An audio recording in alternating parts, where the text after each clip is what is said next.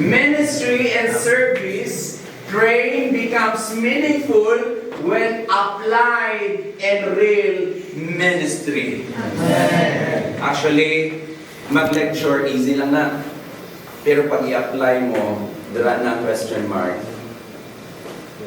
Kaya may makita kita nga best nga mga lectures, pero mas mabest pag ito makita nila sa ila kabuhi.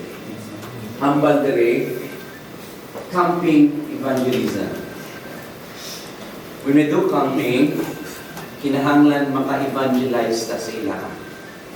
Kinahanglan makita nila ang inuuman sa ato na sa leader.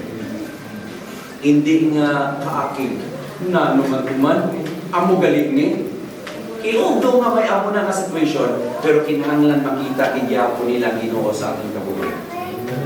Amen. Kinahanglan makita nila. Then community outreach. Okay, the Master Guides ara ini sa aton.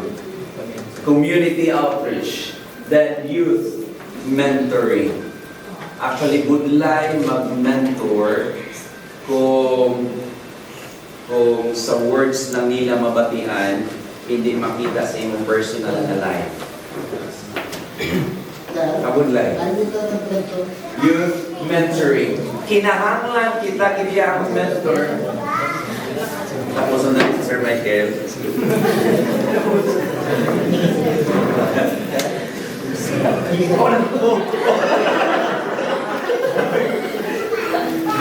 Okay.